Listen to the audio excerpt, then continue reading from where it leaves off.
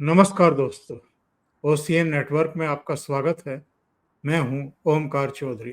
सुबह से ही एक बात सोच रहा हूं कि जो भारत ने किया लगभग वैसा ही अमेरिका ने किया है।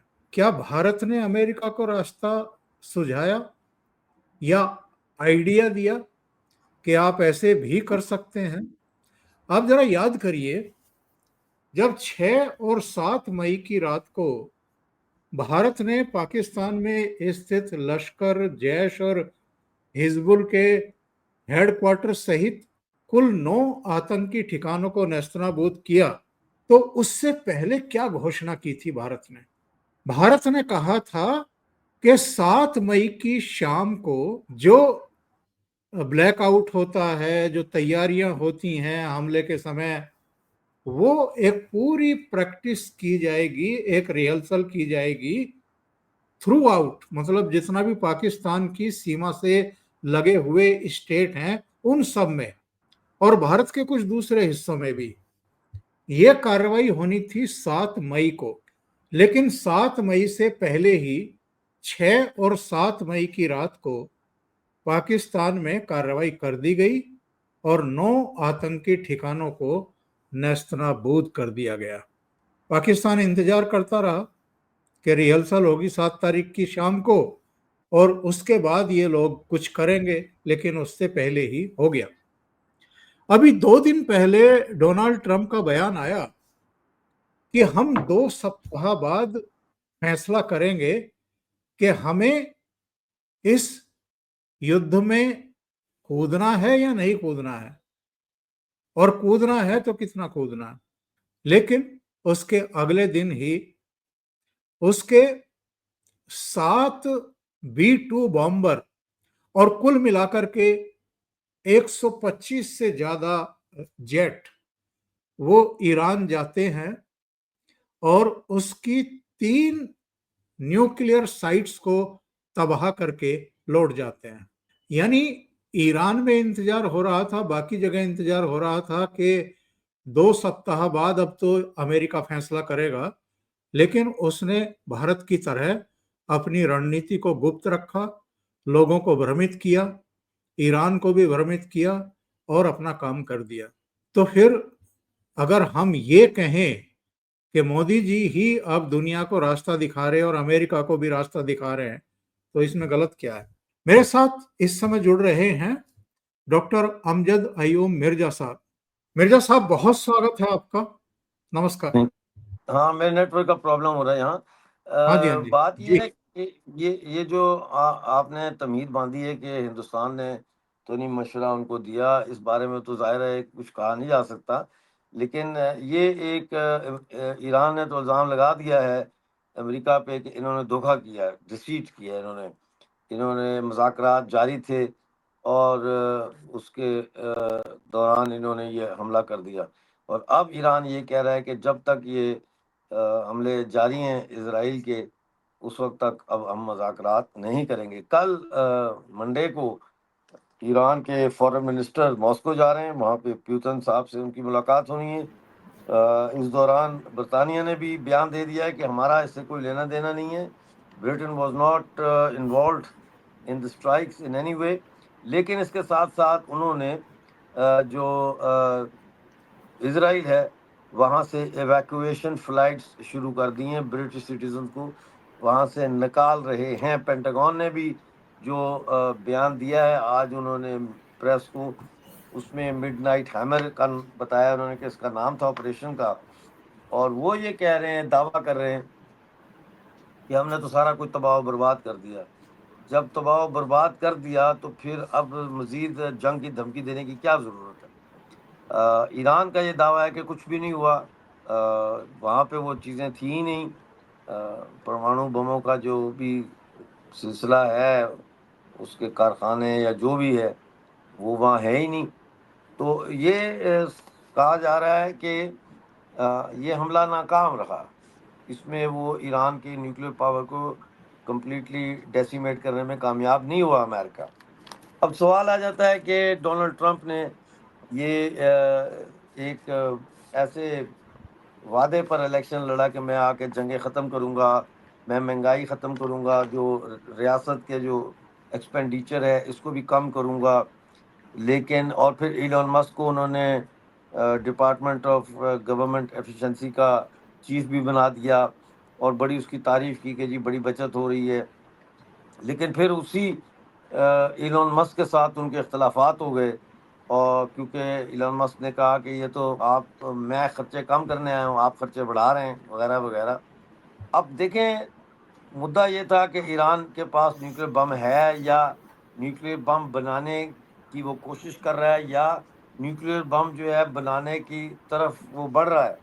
उस पर तुलसी गबार्ड ने कांग्रेस को जो टेस्टिमनी दी है, जो कि नेशनल इंटेलिजेंस एडवाइज़र हैं डोनाल्ड ट्रंप की, उन्होंने वाज़ह तौर पर कहा है कि जी हमारी इंटेलिजेंस रिपोर्ट्स ये बताती हैं कि ईरान एटम वेपन्स जो है, परमाणु हथियार, उसके बनाने का कोई हमें वो नहीं मिले, एविडेंस नहीं मिला, और हम नहीं कह सकते कि ईरान परमाणु हथियारों के लिए जो है वो यूरेनियम एनरिच कर रहा है।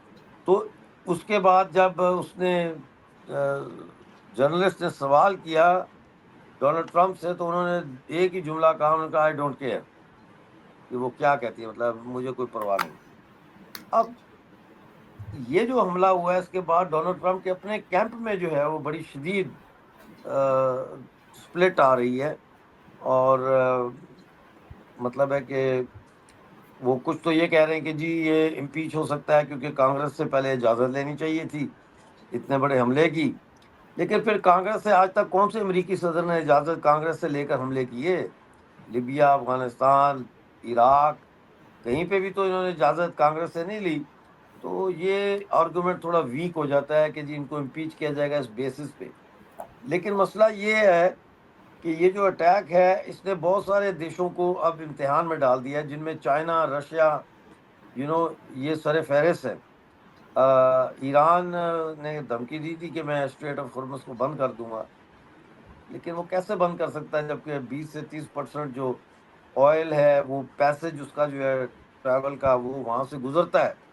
सबसे ज़्यादा नुकसान तो उसका चाइना को होगा। तो अब देखते हैं क्या होता है।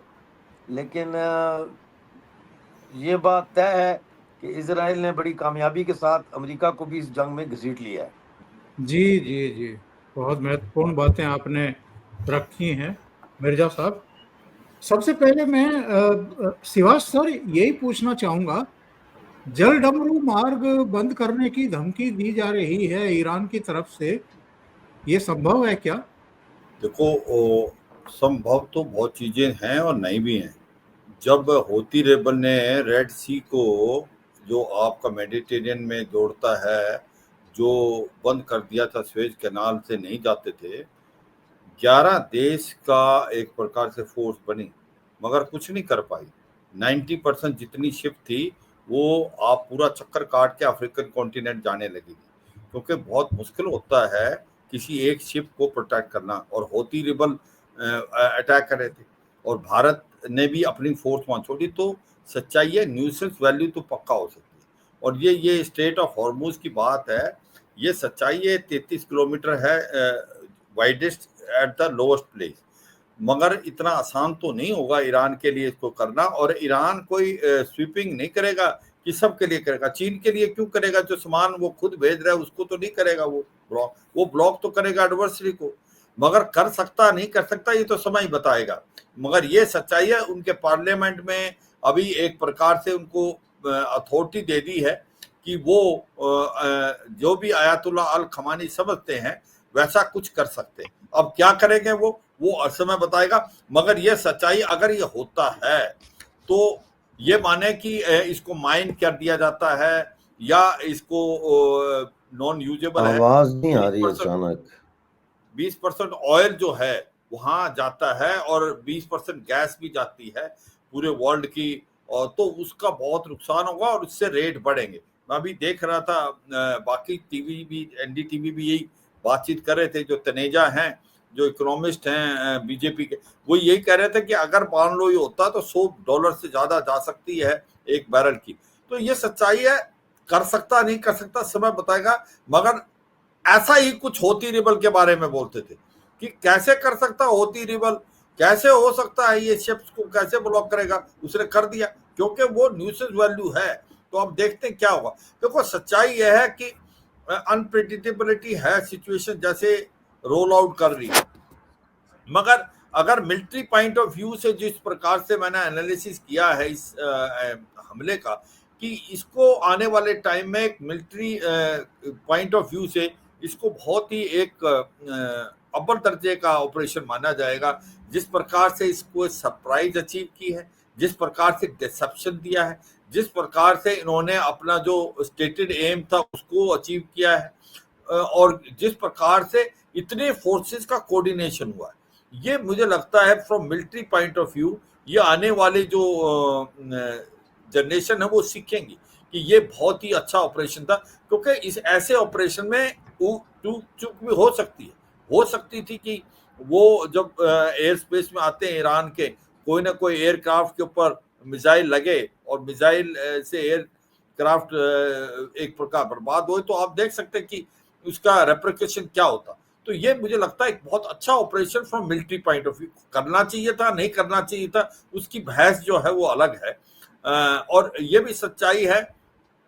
अब कितना नुकसान हुआ है उसका भी एक जब भी कभी ऐसा ऑपरेशन होता है तो फिर उसका एक मेजरमेंट माना जाता है कि भाई कितना डैमेज है, उसको डैमेज असेसमेंट एक कमेटी भेजती है कि जो टारगेट एरिया पे डैमेज कितना हुआ इस मिसाइल का या इस बॉम्ब का, वो देखेंगे, वो उससे पता चलेगा।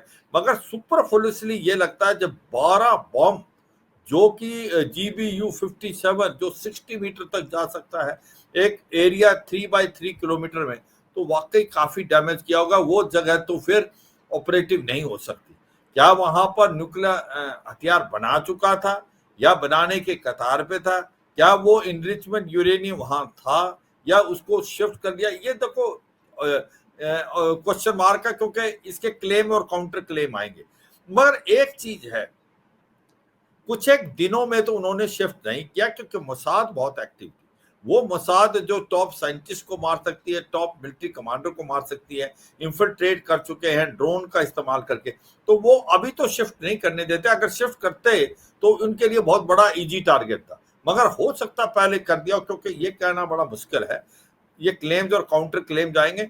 सच्चाई ये है कि अब क्या होगा, ये अब इम्पोर्टेंट है कि अब क्या होगा, क्या करेगा ईरान। क्या ईरान जो है पलटवार करेगा तो कैसे करेगा? क्या वो मिडिल ईस्ट में अमेरिकन की जो बेसिस उनको करेगा? क्या वो स्ट्रेट ऑफ हॉर्मुज को बंद करने की कोशिश करेगा? क्या वो कोई और ऐसा काम करे कि जो इजराइल पे जो रॉकेट और मिसाइल हैं उनकी ज्यादा बढ़ाएगा, हाइपरसोनिक सुपरसोनिक मिसाइल भी इस्तेमाल करेगा? किस प्रकार से रूस और चीन का रवैया होने वाला है? क्या रूस और चीन खुल के आएंगे चीन के साथ या ईरान के साथ या नहीं? दूसरा मुस्लिम वर्ल्ड है, उसका क्या रवैया है? क्या वो ओनली इसको नकारा करेंगे, इसको क्रिटिसाइज करेंगे, या कोई मटेरियल सपोर्ट भी ईरान को देंगे? तो ये सारी चीजें हैं जिनका आंसर अगले कुछ 2-3 दिनों में मिलेगा चौधरी साहब। मगर वाकई जो आज की तारीख में जो सिचुएशन है मिडिल ईस्ट में काफी फ्लूइड है चौधरी साहब। शिवाज साहब, बहुत महत्वपूर्ण आप संकेत दे रहे हैं और आशंकाएं व्यक्त कर रहे हैं। मेरी अभी एक बहुत जो विश्लेषक हैं और इस तरह के मामलों को देखते रहे हैं, उनसे प्राइवेटली बात हो रही थी।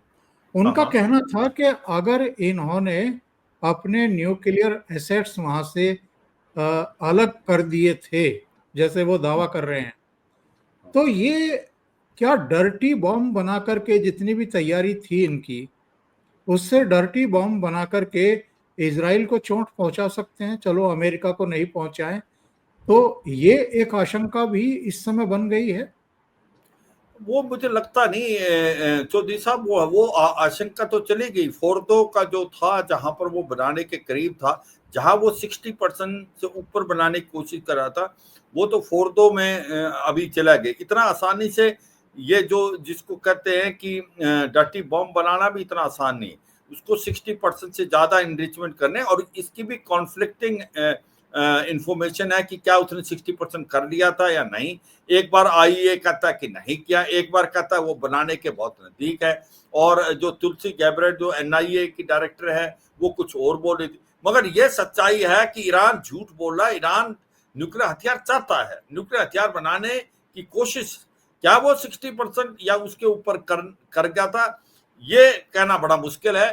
मगर मुझे लगता नहीं कि वो डर्टी बम, वो तो चले गए, फोड़ दो, क्योंकि ये जिस प्रकार से इतना सटीक हमला किया है, और 6 B2 बॉम्बर से और 12 GBU-57 बम डाल दिए इस इलाके में, अभी मुझे लगता नहीं कि कुछ रहा होगा वहां। हाँ, तो ऐसा कोई उसके पास और कोई फैसिलिटी है नहीं, नटांज और इफ्यान और आपका फोर्दो नॉन यूजेबल है, तो ऐसा शायद नहीं हो सकता। ये मेरी एनालिसिस है चौधरी साहब। अभी जो मैं मिर्जा साहब से पूछ रहा था कि क्या जिस तरीके से भारत के प्रधानमंत्री ने जहां तक वो ले जाना चाहते थे वहां तक लेकर के गए और उसके बाद स्टॉप कर दिया, तो भारत जो है युद्ध में उस तरीके से नहीं उलझा जैसे रूस फंस गया है यूक्रेन के साथ, या इजराइल हमास के युद्ध में फंस गया, या अब इराक के युद्ध में फंसा हुआ दिखाई दे रहा है। तो अमेरिका क्या भारत से कुछ सीख रहा था इस मामले में? क्योंकि 7 तारीख की शाम को वो सब रिहर्सल होनी थी ब्लैकआउट की और कैसे बचा जाता है, और उससे पहली रात को ही 6-7 तारीख को हमने वहां 9 आतंकी ठिकानों को ध्वस्त कर दिया। वो लोग इंतजार करते रह गए कि 7 तारीख को अभी तो रिहर्सल होगी, उसके बाद भारत कुछ करेगा। हाँ, तो मैं क्या चौधरी साहब, मेरे को जी न्यूज पे क्या जाना है, तो मैं थोड़ा सा जी इसका आंसर देता हूँ। देखो, जी सच्चाई है कि भारत ने ये जो ऑपरेशन सिंदूर किया था वो रिमार्केबल है, उसमें सरप्राइज भी अचीव किया, जो हमको स्टेटेड एम थे हमने वो सब पाए। जैसे ही हमने स्टेटेड एम अपने अचीव कर लिए, हम आगे नहीं बढ़ना चाहते थे, और ये बहुत गलत धारणा है कि सर पाकिस्तान अब बैकफुट पे था तो हमने युद्ध क्यों रोका। अरे पाकिस्तान तो कमजोर देश तो है ही, इकोनॉमिकली बैंकक्रप्ट है, उसका क्या होना था। आप उस ऐसे देश के साथ उलझेंगे तो आपकी इकोनॉमी भी डाउन होगी। आप तो 4th लार्जेस्ट इकोनॉमी है वर्ल्ड की, आपने 3rd लार्जेस्ट बनना है। युद्ध में दोनों तरफ नुकसान होता है। आपने जो उसके एक प्रकार से पूरे के पूरा टेरर इंफ्रास्ट्रक्चर बर्बाद कर दिया, आपने उसकी फ्रंट लाइन एयरफील्ड कर दी। जब वो घुटनों पे आ गया और रिक्वेस्ट कर रहा है कि सीज फायर, तो भारत माना। और ये मुझे लगता है कि अब लोग समझेंगे उसको कि ये मास्टर स्ट्रोक था, कि हमको लगता था कि जो हमने मिलिट्री ऑब्जेक्टिव था वो अचीव किया, पॉलिटिकल ऑब्जेक्टिव अचीव किया। अब ये काउंटर प्रोडक्टिव है लड़ाई को बढ़ाना, क्योंकि भारत की इकोनॉमी को इफेक्ट करेगा। हम आगे बढ़ना चाहते हैं, हम फास्टेस्ट ग्रोइंग इकोनॉमी बिफोर कोविड-19, आफ्टर कोविड। तो आपने जो पॉइंट बोला मैं बिल्कुल सहमत हूँ। भारत का इस ऑपरेशन सिंदूर जैसे हमने कटआउट किया और कैसे हमने डिसंगेज किया, कैसे हमने एक प्रकार से उनके, जब पाकिस्तान घुटने में आ गया तो हम एकदम, जैसे उन्होंने मांगा सीज फायर, हम इसके लिए तैयार हुए। इसकी वजह यही है, भारत इकोनॉमी के ऊपर इंटरेस्टेड है। भारत को पता है कि आपकी इकोनॉमी डिगमगा, और वर्ल्ड जो है आज वेस्टर्न वर्ल्ड, वो ये नहीं चाहता कि भारत की तरफ प्रोग्रेस हो। कई कई देशों की डीप स्टेट इंक्लूडिंग अमेरिका, वो इस चीज से घबराए हुए हैं कि कैसे भारत प्रोग्रेस कर रहा है, कैसे भारत की इकोनॉमिक डेवलपमेंट हो रही है, और वो वर्क कर रहे हैं कि किसी तरीके से इसको डीरेल किया जाए। और मैं कहता हूं आपने बहुत अच्छा क्वेश्चन उठाया है कि किस प्रकार से हमने इंटेलिजेंटली अपना काम किया और उससे फिर हम डीलिंक हो गए। चौधरी साहब। शिवाज साहब, बहुत बहुत धन्यवाद आपका। आपको दूसरे चैनल पर भी जाना है तो मैं आपका आभार व्यक्त करूंगा, और अभी डॉक्टर अमजद अय्यूब मिर्जा मेरे साथ बने रहेंगे। थैंक यू शिवाज साहब, thank you so much. Thank you Chaudhary साहब, थैंक यू मिर्जा साहब। जय हिंद। जय हिंद। जय हिंद जी, जय। डॉक्टर अमजद अय्यूब मिर्जा, अभी हम डिस्कस कर रहे थे शिवाज साहब से कि जिस तरीके से भारत ने जितना उसको करना था 4 दिन में उसने किया, और फिर अपने आप को डीलिंक कर लिया, अलग कर लिया। वो युद्ध में वैसे फंसे हुए नहीं रहे जैसे रूस यूक्रेन के साथ फंसा हुआ है और इजराइल पहले हमास के साथ और अब ईरान के साथ लगभग फंस ही गया है और उसको बहुत जी बड़ा हाँ। लॉस भी हो रहा है। तो अमेरिका क्या वो नीति अपनाएगा जो भारत ने अपनाई कि अमेरिका को जितनी कार्रवाई करनी थी कर ली, अब वो इसमें नहीं उलझना चाहेगा। ईरान ने कुछ किया आगे तो उसका जवाब हो सकता है अमेरिका दे या इजराइल के जरिए दिलवाए, बस उतना अमेरिका करना चाहेगा। इससे ज्यादा वहां की पब्लिक भी शायद उनको इजाजत ना दे और वहां के सांसद भी इजाजत ना दे। जी बिल्कुल, देखें ना, अब ये इन्होंने जो कल डोनाल्ड ट्रंप ने रात को तकरीर की है, मतलब प्रेस को जो स्टेटमेंट जारी की है एड्रेस द नेशन में, उसमें उन्होंने ये कहा कि हमने अपने ऑब्जेक्टिव्स अचीव कर लिए। हमने ईरान का फिदो वाला न्यूक्लियर भी तबाह कर दिया, बाकी भी तबाह कर दिए, और अब वो कोई थ्रेट नहीं है। तो इस प्रीटेक्स्ट से वो अब अपने पीछे हट सकते हैं, इसमें कोई शक नहीं है। लेकिन अब ये देखना है कि जो चाइना ने ईरान को जो इंटरकॉन्टिनेंटल बैलिस्टिक मिसाइल सप्लाई किए हैं, वो एक मतलब है, चाइना कह रहा है भाई हम नहीं लड़ते, तुम लड़ो, ये लो सामान और लड़ो। नॉर्थ कोरिया ने कहा कि हमारी फैक्ट्रियां 24 घंटे की बुनियाद पे असला बना रही हैं ईरान के लिए, तो अब देखना ये है कि ईरान क्या करता है। अगर ईरान रिटेलिएट करता है, अमेरिकी अड्डों पे बमबारी करता है, तो 19 के करीब अमेरिकी अड्डे हैं मिडिल ईस्ट में, अगर वो 2-4 पे हमला कर देते हैं तो वहाँ कैजुअलिटीज हो जाती हैं। तो जो वर्स्ट थिंग है अमेरिका के लिए वो ये होगी कि अमेरिकी जो है फौजी, उनकी लाशें जो है चाहे 1 हो चाहे 10 हो, वो अमेरिका वापस जाए मिडिल ईस्ट से, तो फिर डोनाल्ड ट्रंप पर बहुत प्रेशर होगा। लेकिन इस वक्त जो है मैं समझता हूँ कि अमेरिका के अंदर इस वक्त डोनाल्ड ट्रंप जो है वो उसको समझ नहीं आ रही कि मैं अब किस तरह से अपनी साख जो है उसको बरकरार रखूं या बहाल करूं, क्योंकि दिन ब दिन उनकी साख खराब हो रही है अमेरिकन पब्लिक ओपिनियन में। क्योंकि वो यूक्रेन का युद्ध कहते हैं मैं 24 घंटे में रुकवा दूंगा, तो 24 सही, महीने भी गुजर जाएंगे तो वो लगता है यही है कि नहीं रुकने वाला है जी। बिल्कुल। और इसी तरह से वो जो कह रहे थे कि मैं अखराजात कम करूंगा, तो वो अखराजात तो बढ़ गए ईरान के ऊपर जो अटैक करने की वजह से, तो एलोन मस्क के एक दूसरे के कपड़े उतार रहे हैं दुनिया भर के सामने, वो गालियां दे रहे हैं एक दूसरे को। कल तक तो वो एक दूसरे के मित्र थे बड़े, और डोनाल्ड ट्रंप उसको व्हाइट हाउस में किसी ने प्रेस कॉन्फ्रेंस ही नहीं की थी आज तक सवाए प्रेसिडेंट के, और अब जो है एलोन मस्क वहां खड़ा होकर बेटा गोद में लेके तो प्रेस कॉन्फ्रेंस कर रहा है, मीट द प्रेस कर रहा है। तो ये सारी चीजें जो है अब डोनाल्ड ट्रंप के खाते में पड़ रही हैं, और फिर एक एक करके उनके जो बड़े क्लोजेस्ट एलाइज थे, यानी जो उनके एडवाइजर थे या जो उनकी कैबिनेट के लोग थे, वो छोड़ रहे हैं उनको, अपना डिस्टेंस बना रहे हैं डोनाल्ड ट्रंप से, अपनी दूरी पैदा कर रहे हैं।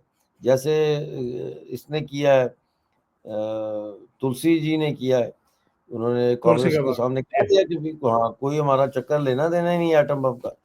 तो इससे मैं समझता हूँ कि ट्रंप को काफी हजीमत उठानी पड़ेगी जी। बिल्कुल सही कह रहे हैं। और जिस तरीके से उन्होंने Pakistani army chief field marshal को बुला करके उनको सम्मान से नवाजा है, अपने बराबर में बैठा करके लंच कराया है, उनकी तारीफ के कसीदे गढ़े हैं, उससे तो कहीं ना कहीं भारत भी नाराज है। और भारत एक मैच्योर डेमोक्रेसी है, इसलिए कुछ कह नहीं रहा है, रिश्तों को बनाए रखना चाहता है। पर जिन मुनीर की तकरीर के बाद पहलगाम में जेनोसाइड हुआ, उन मुनीर को अगर आप बुला करके सम्मान देंगे और उनके जरिए अपने स्वार्थ सिद्ध करने की कोशिश करेंगे, तो भारत का नाराज होना तो स्वाभाविक है। जाहिर है, भले ही क्वाड का एक सदस्य है भारत, लेकिन भारत को भी कहीं ना कहीं ट्रंप साहब ने नाराज तो किया है, मिर्जा साहब। देखिए जी, ये इस वक्त की जो दुनिया है वो बड़ी अजीब तरीके से चल रही है। ट्रंप ने पाकिस्तान के आर्मी चीफ को व्हाइट हाउस में खाने की दावत देकर जो है ना, माजी का तमाम रिकॉर्ड तोड़ दिए। ठीक है, पहले अयूब जनरल अयूब ने भी वहाँ खाना खाया है, परवेज मुशर्रफ ने भी खाया है, लेकिन वो प्रेसिडेंट थे, वो आर्मी बिल्कुल चीफ नहीं थे, वो प्रेसिडेंट थे। ये एक प्राइम मिनिस्टर को भी इग्नोर किया, प्रेसिडेंट को भी इग्नोर किया, आर्मी चीफ को बुलाया है, उसके साथ डायरेक्ट बात कर रहे हैं कि हाँ भाई बताओ क्या लेना है और क्या देना है, ये हमारी डिमांड है, कितने में सौदा करोगे।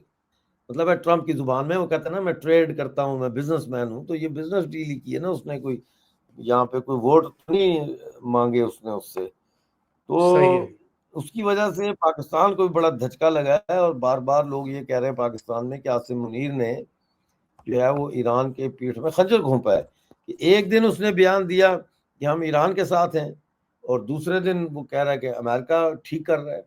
मतलब है कि बहुत तजाद है। तो ये सवाल भी पैदा हो गया कि क्या ईरान के लोग जो है या ईरान की सरकार वो कभी पाकिस्तान को माफ़ करेगी कि इतना बड़ा धोखा उन्होंने दिया है ईरान को भी, समझे ना। तो ये बड़े आगे मसले संजीदा होंगे, लंबे होंगे। बहुत बहुत धन्यवाद मिर्जा साहब, जो ये पूरी चाह तरह रहे स्वस्थ। थे, ये चाह रहे थे कि हम स्ट्राइक करेंगे, इजराइल मारेगा बम, तो लोग खड़े हो जाएंगे उसके हुकूमत के खिलाफ और सरकार गिरा देंगे, वो तो हुआ नहीं। और अमेरिका के सही हमले के बाद तो ईरान की अवाम और ज्यादा इकट्ठी हो गई है इस पागल मौलवी के पीछे, जिसका नाम क्या है, खमेनाई। आयतुल्लाह अली खामेनी जी। हाँ, इसके पीछे और ज्यादा जमा हो गए। तो वो हमने देखा है कि नेशनलिज्म जो है वो वॉर पीरियड में बड़ा कॉम्प्लिकेटेड हो जाता है, साइकोलॉजिकल एक इशू बन जाता है कौम का। बहुत बहुत धन्यवाद अमजद अय्यूब मिर्जा साहब, पूरी तरह स्वस्थ ना होते हुए भी आप जुड़े और इतना समय निकाला आपने, बहुत महत्वपूर्ण चर्चाएं की। Thank you so much. Thank you sir, thank you, नमस्कार। Thank you.